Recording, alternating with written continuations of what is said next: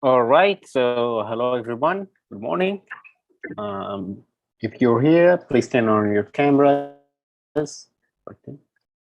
And I'll start sharing my screen.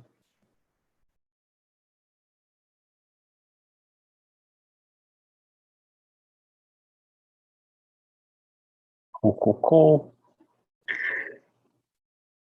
All right. So, today, this week, we're going to start talking about statistical analysis and why we need statistics for quantitative research. It's going to happen. So, this week, I'm going to start introducing the major and the main tenets of statistical analysis. The week after, we're going to talk about experiments, and then the week that follows, we'll be doing more statistical exercises. So it would be more doing activities on real data before we obviously wrap up the semester, which is going real fast now that I'm thinking of it. And all right, so let's start.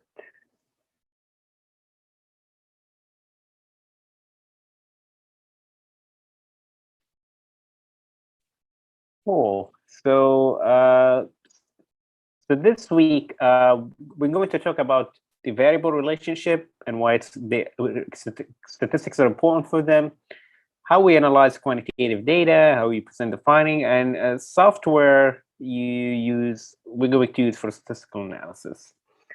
The above variable relationship, and this is more like a review rather than a new introduction. So there are basically three types of a relationship that could. Yes, Andrew. Hi, Professor.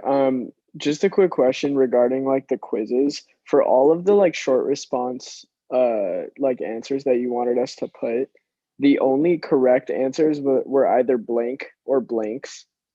Like that Oh, was forget like about the only those. one. Oh, okay. So you Yeah, just yeah, like yeah, wanted us to like participate in it. It didn't really yeah, matter. yeah, yeah. Okay. Those are not great. Yeah, it's for participation. Yeah, yeah, Okay, thank you. okay, yeah, okay, yeah, yeah. And thank you for asking. Yeah, so yeah, they're all for participation. So they are more like in-class discussions. You're not being graded into what you say during lecture. So that's the point. Um, so variable relationships. So to remind you, we said we do quantitative research because it allows us to move further beyond exploratory research, so we can test relationship in a hypothesis between two variables, or like more than two variables. And so any two variables would have one of three type of relationships, right? And so first is correlational, which when two things like change together or vary together. Okay. And we've explained this before. So if there's a correlation between um, like extreme weather and people spending more time watching TV, so there's a correlation there. Or like for instance, if there's a relationship between running and also the your ability to climb. So people who do more mountain climbing also do more running. Or for instance, if we're talking about something related to media, there's a relationship between hours spent on social media and hours spent on online shopping. So there's a correlation between those two things, right? Two things increases at the same time and decrease at the same time. Then, and it's actually one subset of correlation relationship. It's called a causation. And it's not only that two things vary together, but that we could predict which one would affect what other one. So they vary together in a predicted manner. So we need, so in other words, like X, we can say that X caused Y. So more training, more fitness you have, right? So the more you train for running, the able you would be to run. For instance, the more money you spend on the more money you spend on shopping, the less ability you have to save for housing, right? That type of thing. So we know something caused the other, and the idea is, we say, the golden standards, the what we aim for as when you do research is, we want to establish causational relationship. So in communication studies, we are interested in a host of things, right? So the effects of, let's say, video game effects, right? Does playing more video game lead to improvement in cognitive abilities, right? So he's saying, like, that if you play that sort of game, you would have the kid would develop more ability to calculate things, right? Because that game involves some sort of like a spatial establishing like some spatial solutions. If there's a relationship between playing online games and sense of cooperation, right? So more people play cooperative games, they would develop a more cooperative spirit. That some research found that association. So we say, yeah, that thing caused the other. It's not only that it happened that two things coincided or they were caused by a third factor. No, we think we know X caused Y. The third option, which is to have no relationship, which is to say there is no covariation whatsoever, nothing, when X changes, nothing happens to Y, or when Y changes, nothing happens to X. And so the type of, either if you're looking to have a causation or correlation would then affect the statistical methods we're going to see, or which exact numbers and which type of statistics you're going to use, which we're going to explain later in the semester. So some clarifications here. So when we talk about correlation and causational relationship, they also can be one of two things. So first is like a positive relationship, and the second is a negative relationship. And we say there is a positive relationship. That means the two variables move in the same direction. So when something increases, the other increases. When one decreases, the other decreases. So back to our example, the more hours you spend on training, the better you're going to perform in racing competitions, right? So more training, more winning, right? Or like more studying, better grades, or yeah, more hours spent on watching TV. There's like could be more willingness to pay for items to purchase, right? So that's a positive relationship. Negative relationship, and this could be sometimes confusing for some people. They think there's a negative relationship, that means there's no relationship. Actually, that's not the case. Negative relationship is an existing relationship, but the two variables go in opposite directions. So when one increases, the other decreases. That's what we would call a negative correlation or a negative relationship. So it leads to a decrease in the outcome. An example for that, which I just gave, as a matter of fact, you would say like the more hours you spend on social media, the more depressed you would feel, or like the less life satisfaction you would feel, right? So more hours spent on social media, life satisfaction decreases, right? So that's a negative relationship, because one caused the other to go into a negative direction, all right? And there's also another confusion that happens. Some people think a negative relationship is here in a statistical sense, but it doesn't necessarily mean in a social thing, in a social sense, or in a moral sense, or practical sense. So when we say there's a negative relationship statistically, it could be that the outcome is actually positive or desirable in a social sense, right? And so when we say, for example, playing in a cooperative fashion decreases aggression. So you play more in a cooperative fashion, that would decrease aggression. That's a negative relationship, all right? Because the more you have of X, the less you have of Y. That's negative in a statistical sense. In a social sense, or like a developmental sense, that's actually a desirable outcome. You want to decrease aggression. So yeah, that would be a positive outcome. In a statistical sense, it's still a negative relationship. So that should be made clear. Here I give an example, like increased use of social media decreases motivation to work. So that's like, oh yeah, a negative relationship. Increase, decrease, versus a positive relationship, increase, increase, okay?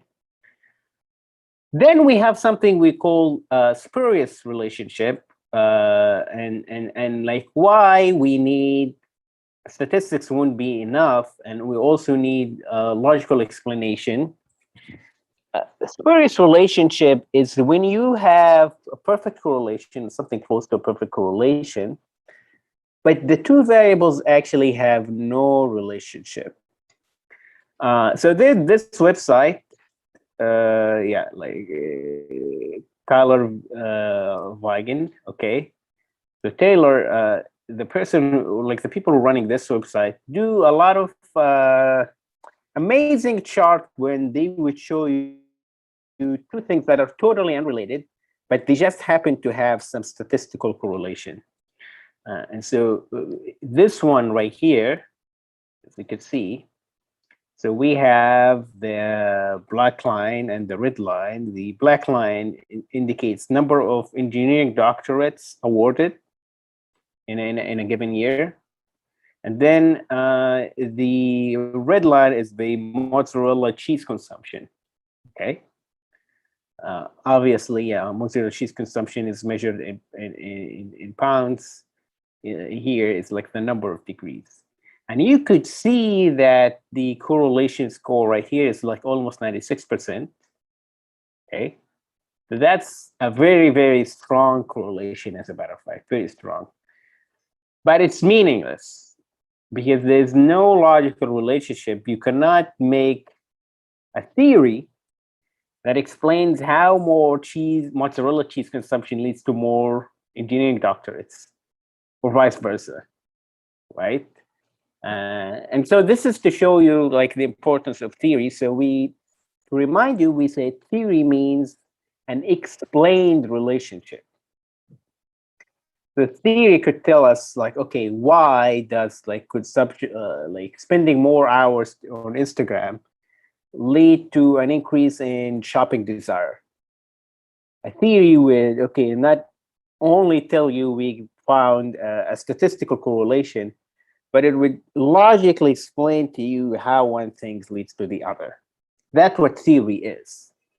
And so this is to say, yeah, statistics do not substitute theory, they support theory, okay? So statistical analysis, the idea is like to support, to provide more power to theoretical claims. But yeah, statistical analysis by itself cannot just prove to you an existence of a relationship or not, because you could still need the logical explanation as to why this relationship exists. All right. And so that's some of the basics of why and how, like what type of relationship we want to see when we do statistics. Then we talk about what to do when you have a data set and you wanna start doing statistical analysis. There are two things you need to be aware of, especially for someone like you who would be reading research. So even if we're not going to end up conducting any research or statistical analysis, you would still read research reports or research articles or news pieces talking about different research. And there are two things you need to be aware of when you read the results of a survey or experiment. First is the sample and the sample size, which is to say, always the case that the larger the sample, the more generalizable to the population it becomes, right? Okay, so you have more people, you think you're getting closer to the number of the population, hence the results of your study on that specific sample would be could be applicable to the population writ large. Okay, assuming the responses to that in that sample are completed. So something else you need to be aware of when you read about the sample is the sample size. So one article could tell you we recruited 600 people into our study, but then like a few sentences later, it tell you and only 350 completed the survey. That means they have 350 responses, not 600. So that's the actual or real sample size. So you gotta be careful that the like on surveys, especially that the responses are completed. And we say decent sample size with enough representation should allow you to generalize in terms of the theory, for what we would call analytic generalizability, right? So to remind you, we talked about two types of generalizability like a few weeks ago. One is to have a sample to population generalizability. So whatever proportions we have in the sample could be translated into the population. So we do a sample. How many of you have taken at least one shot of the vaccine? All right. Actually, let me ask you, you can do a show of hand. How many of you have at least taken one shot of the COVID-19 vaccine?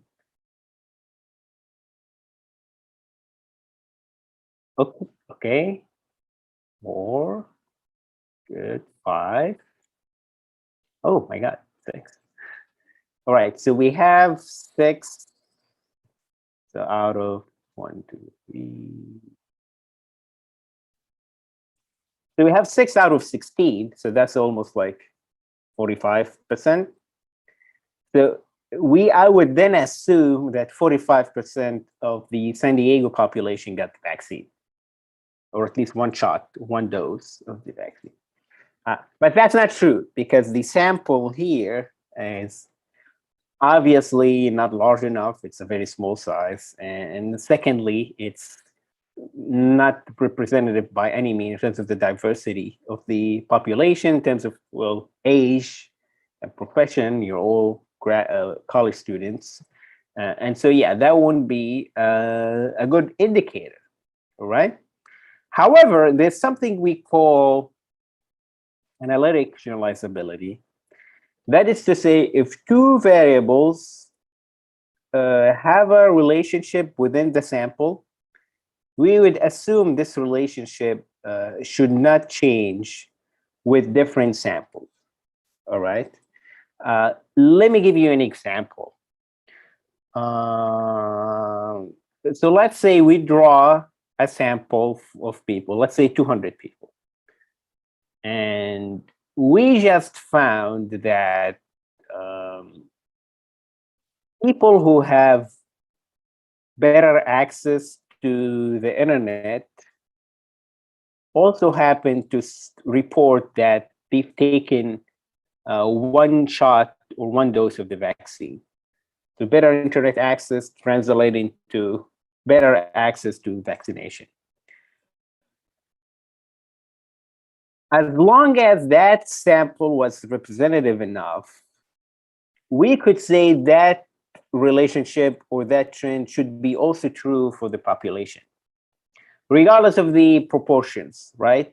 So regardless of which proportions in our sample had better access to the internet, or which proportion got at least one dose of the vaccine, that the two things are related should also be true in the population, right? because the sample is not totally different from population, and the relationship between those variables is both strong statistically, and we can have a logical inference, right? So better access to the internet, better chances of looking up where to get the vaccine, hence it translates into getting at least one dose, right? So you see the difference between the two, right? One is about generalizing the proportions, the other is about generalizing the relationship. And what we be interested in is the second one. You want to generalize the theory or the relationship, right? So that's something you need to be aware of about the sample size and what you expect to see before you conduct the statistical analysis or when you're reading statistical analysis reports. The second thing we do is that we want to know if the data is good. So the results you're getting are good. Actually, small request, guys. Can you please turn your cameras on again? Sorry, like there's nobody in here. I feel like I'm talking to the void. Water. Hi again. Sorry. Right. So there's something, and this is related to what, because this is related to what I'm about to say. Something we call attention check. So I'm sure many of you have done this. Like, so you filled surveys before, evaluation forms, or something, or quizzes, and you did probably something called straight lining, where you fill, okay, whatever the question is, so 5, 5, 5, 5, 5, or 4, 4, 4, 4, 4. You just want to complete whatever survey or like customer satisfaction, blah, blah, blah it is, and then get the code, online code for discount or just something you're doing for school and you don't care, so you just want to get rid of it. And because we know that happens, if we're running surveys and people are doing that, that means those responses are just meaningless. They are useless, okay? So you cannot draw anything from them. And so something researcher would do is they would insert something called like attention checks or quality checks. So attention check would be, let's say like some you inserted like video clips from, I don't know, NBA highlights. And after that you ask, what was that video about? And so the respondent should answer like basketball or NBA or something. So yeah, you make sure that you are paying attention. For instance, sometimes, and this is something I do, like you ask them, you insert a question just in the middle of questionnaire. You ask, what is the color of an egg? Well, they're brown and white eggs, but assuming you ask, what's the color of a regular egg? Then you have white, blue, and green. Okay. Then yeah, if people should answer white, right? If anyone answers green or blue, you would know they're just arbitrarily answering stuff. They weren't paying attention. And so that's something a researcher add in order to make sure that the responses are valid. And so why I'm saying this, so make sure, sometimes, not all researchers talk about this, but make sure if researchers say, or if you're running a survey happen for like any type of academic or market research, that you insert those type of questions. Okay, let's have, especially if it's a long survey, like longer than 2 minutes, that's what people could consider long, to have those attention checks or quality checks, right? Then we're going to talk about now, finally, actual statistical numbers, which have two types. One we call descriptive and the other inferential. And so we're going to go over them. So first 2 days, we're just going to talk about descriptive, and then we're talking about inferential statistics. And so descriptive statistics, i.e. those just describe what the sample looks like. So descriptive statistics let's say, for instance, our sample is about the scores you've gotten in your final exam or like in assignment 2. And I just want, as like a teacher or someone from the administration, want to look at different exam scores. You just want to have look at like a few numbers that summarizes how did the class do in that exam, right? And so, yeah, there are some numbers that could do that. Among them, and especially the most frequently used ones, so frequency, the mean or average, median mode, range, and standard deviation. Those are the major ones. And then we would have something called crosstab for subgroup analysis, which is technically a type of descriptive statistics, but it's also more closer to the inferential statistics. So inferential means you're inferring something. They show relationships.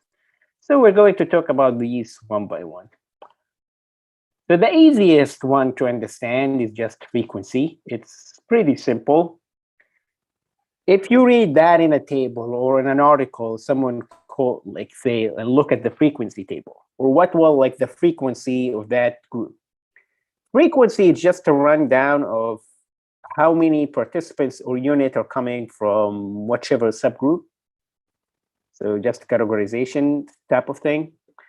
And so here in this table, if you could see, look in this slide, you have frequency table by college year. So you have freshman, sophomore, junior, senior, and frequency here showing you how many participants came from each of these college year groups. So they were 147 freshmen, 96 sophomore students, etc., etc. That's what it means. So if you see this at any point, yeah, frequency just like number of people. Usually they would be also coming with the raw percent of each group, and then the cumulative percent.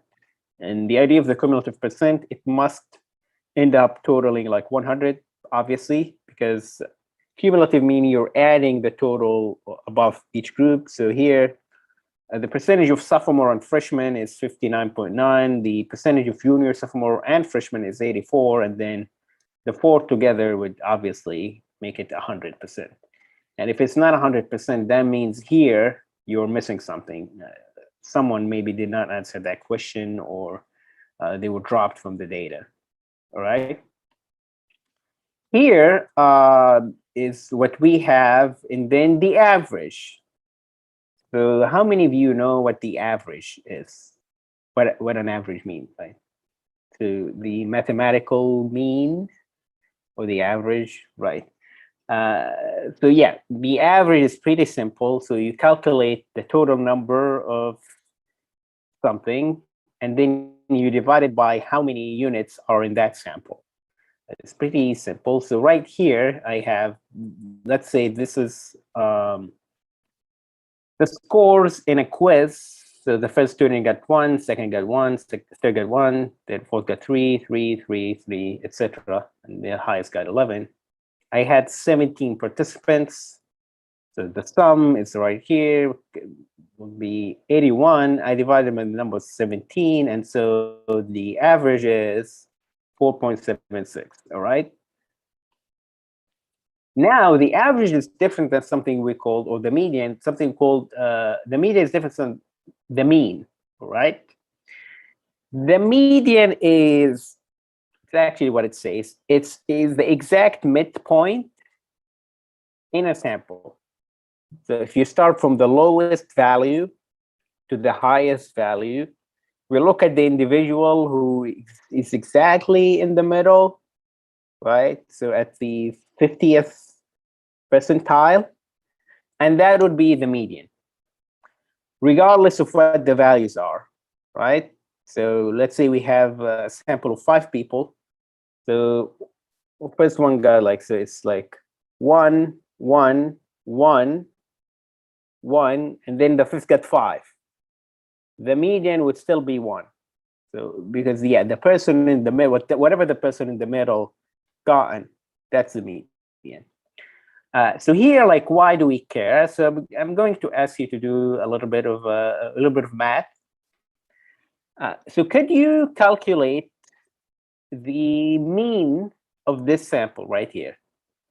So 1, 1, 3, 3, 3, 4, 4, 4, 4, 5, 5, 5, 6, 7, 8, 9.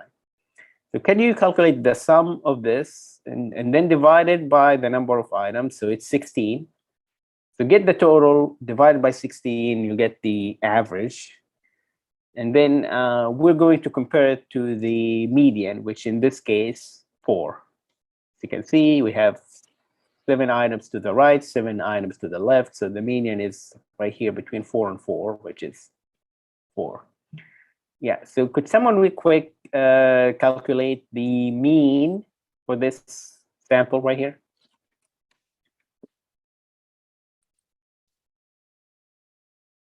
Well, actually, yeah, that was good. Thank you, Isabella. And so, yeah, it's 4.5. Yeah, you're correct. Okay. Actually, so this is a typo. So the mean is 4.4. You're right. Yeah. Yeah. In the previous one, it was 4.76. Here is 4.5. Sorry. But the case still stands that the average is higher than the median, or like the median is lower than the average, which means the person in the middle got a lower score or lower value than what the average is. All right. When you have a deviation of the median from the mean, we call that skewness. And this is important, right? So skewness is like, yeah, like we would say, you might hear or read that phrase. So the sample was skewed. That means it's either like tilted more to the negative side or the positive side.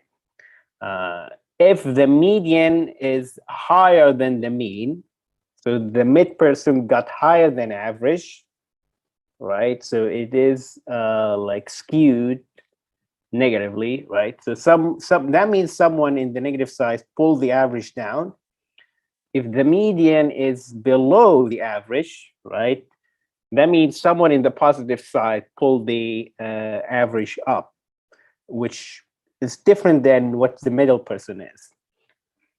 Let me give you an example of why we should care about this. So I'm sure nobody here is a millionaire, right? You don't have to answer, but maybe in the future. But suppose we invite, I don't know, what's the name of the youngest billionaire? Yeah, Kendall Jenner. Let's say we invite her into this Zoom meeting. The average income of the group would suddenly just shoot up, right?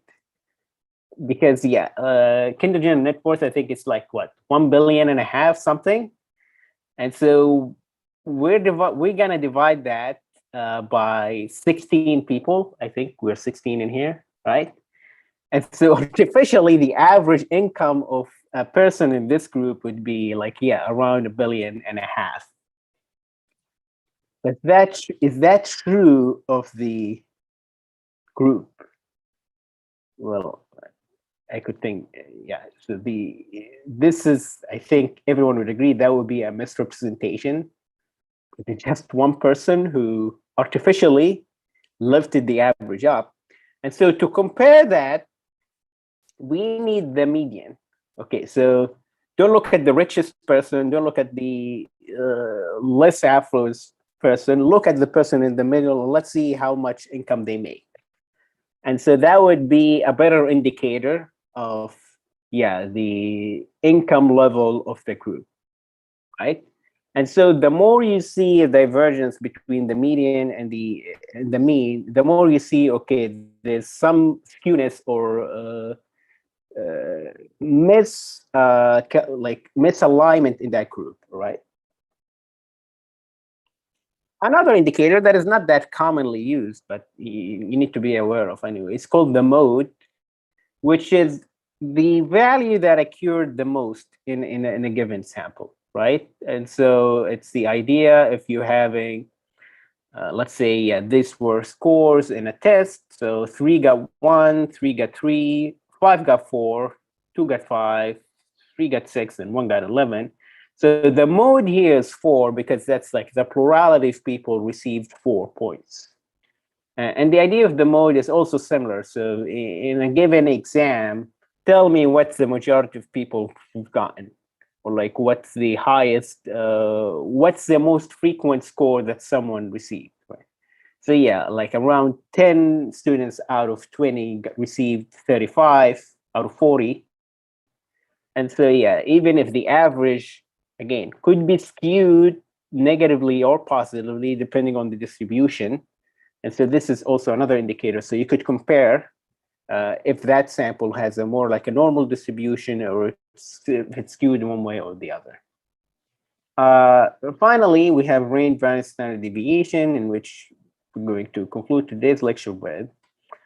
So now we're getting to the point so remember in samples, this idea of like how distributed the sample is very important, because any calculation we make or any assumption we make about the group depends on that. So one measure you would see we call the range, which is basically the distance between the highest value and the lowest value. So if, let's say in an exam, the lowest grade was 4, the highest was 8, the range is 8 minus 4, which is 4. So I think you can now, the larger the range, that means the more widespread or spread out the sample was, the smaller the number of the value of the range, the narrower the distribution of the sample is, right? If in this case, for instance, the range was 2, okay, so that means most people, let's say, got between 7 and 5, right? So that means most participants were very close to one another in terms of the value they received. So this was a more uniform sample. They're close to one another. The higher the number of range, that means yeah, the sample was more disuniform, as a matter of fact, or like ununiform. So we have more values at the highest end and the lowest end. Something also that we measure is also called the variance, which is not the distance between the lowest point and the highest point, but the average distance between a point, any point in the sample, and the mean or the average, right? To what is the average distance between any given value in the sample to the mean. Let me show you the, so don't get threatened by the Greek letters. But the variance formula is pretty simple, and like they're like you won't have to calculate a lot in this. Like software exists for a reason. Actually, there is a small exercise in which you do a little bit of math. But yeah, the variance is pretty simple. So you would calculate the difference between the mean and each score. Okay. Then you would get so you get it to the power of 2. So yeah, square distance between each value and the mean, and so it's the power of 2. You get the average of that, and so the square, and then that's it. That's the standard deviation. So we do squaring. So we don't care about if you have a negative or a positive distance from the mean. We just want to know what the absolute value is. So assuming I have a sample of 5 participants, okay? So the first one got, yeah, okay, 3, 3. The one in the middle got 5, and then I have 7, 7. So the distance here is like, okay, 2 and 4, and then 2 and 4, right? I don't care about is it -2 or +2. I just care like, yeah, it's 2, okay? So the average distance would be 4, between 4 and 2, which is 3. So the average score in that sample is 3 points away from the mean, right? So it shows you how widespread or spread out that sample is. Is it clustered around the mean or more spread out? Something that you would read in research articles when they write the results, also called standard deviation, which is basically then the square root of that variance. All right. You may ask, if you know a little bit of math, okay, so now you're taking something to the power of 2, and then you take the square root of it. So what was the point? Because they will cancel out each other, right? Well, the point is exactly that, to cancel out each other. So because they want to get rid of the minuses, so you take -2 times -2, it's just 4. And then you take the square root of that, and then it's 2 again. So it's not 2 or -2, it's just 2. So that's what that's why it's called the standard deviation, by the way. It's standardized. There are no plus or minuses. It's just the standard, right? So that's it, because we will have an exercise in which I'll ask you to do more things about standard deviation. And so I'm going to post that later. So we have 2 exercises, very short ones. I promise you, like they'll post to Panopto, and they'll be super easy, hopefully. Do you have any questions? Okay, quick reminder. If you haven't already contacted your group members for the final project, please do. Time goes by very quickly, and so yeah, please do that. If you need any help, let me know. We can do office hours or something. So, but please, yeah, start talking to one another, right? Okay. Take care, everybody. Thank you.